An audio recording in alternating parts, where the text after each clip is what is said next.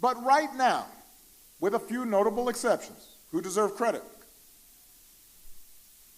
most Republican politicians, they're not even pretending that the rules apply to them. They seem to be willing to just make stuff up. And that's true here in Nevada, just like it is across the country. As the co-chair of Donald Trump's campaign in Nevada, Catherine's opponent helped to lead efforts to overturn the results of the last election. But don't vote. What are we going to do? We're going to vote.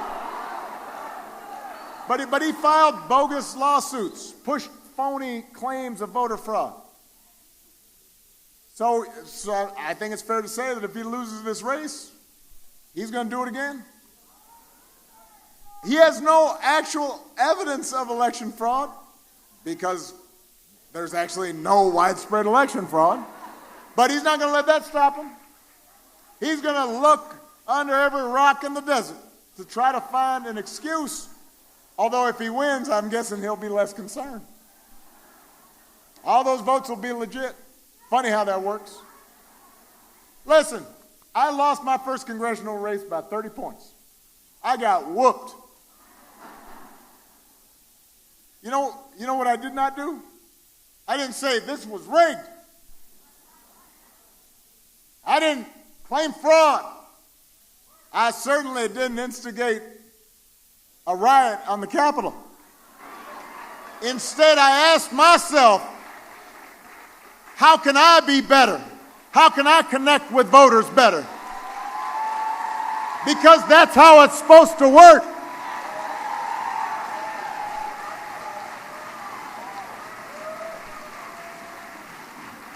That's stuff we teach our kids, right? You know, you're in the sandbox, things don't go your way.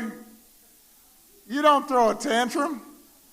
Throw something at the other kid. If you see your kid do that, you pull them aside, kind of hard too, you know. It's like, listen, don't do that. We teach our kids to be fair, to be honest. Well, we should expect the same from our politicians. Because, listen, I understand that democracy might not seem like a top priority right now, especially when it doesn't always feel like the results work for you. You don't see enough progress on issues that matter to you and your family. Sometimes progress is slow.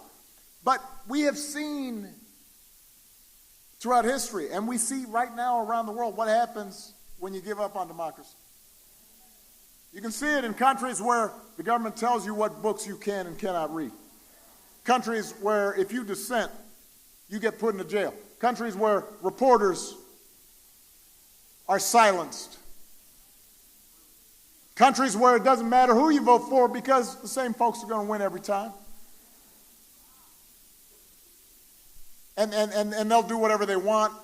And where corruption is rampant because there's no accountability. When true democracy goes away, people get hurt. And it's hard to recover. It has real life consequences.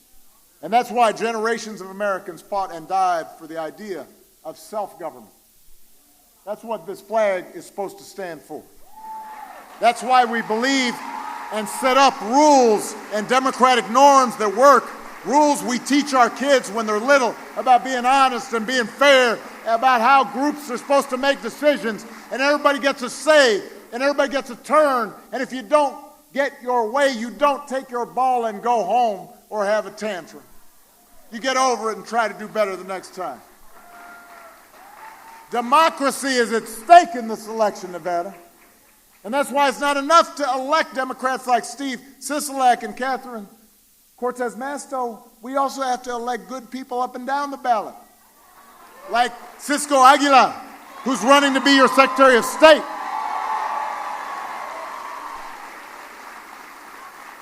You know, Nevada makes it easier to vote in most than many other states. You got early voting, you got universal mail-in voting, same-day voter registration. They don't just help Democrats, they make it easier for everybody to cast their ballot, no matter who you're voting for.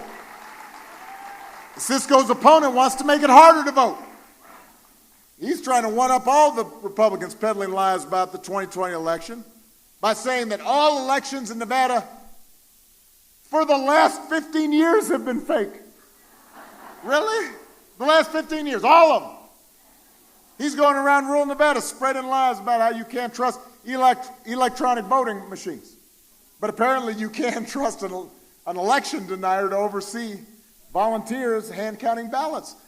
That's not somebody you want in charge of your elections. It'd be like if the Raiders were playing the Chiefs and you notice that instead of the refs who've been calling games for 20 years, somebody said, hey, how about that guy over there wearing the Chiefs gear who's been tailgating for the last 3 hours, drinking some brews, and ranting about how the Chiefs actually beat the Bucs in the Super Bowl last year. They look impartial. Let's put them in charge.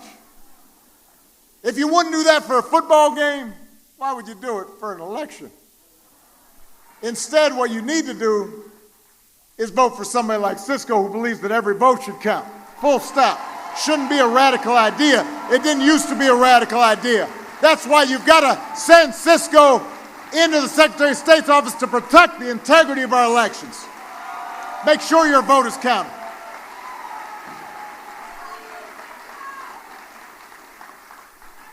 Right now, you get a chance to make a difference, so long as you vote.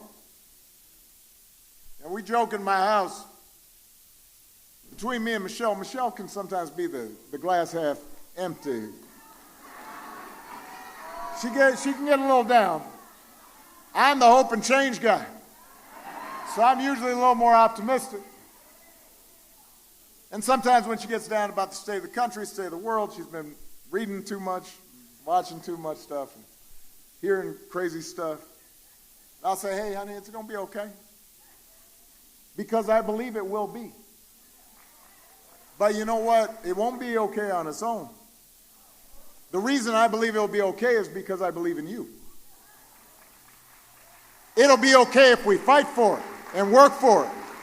Not just on election day, but every day in between. That's why this election matters, Nevada. These may be tough times, but we've been through tough times before. We just have to resist the temptation to give up, to turn inward, to see politics as a zero-sum game where everything goes and rules are broken.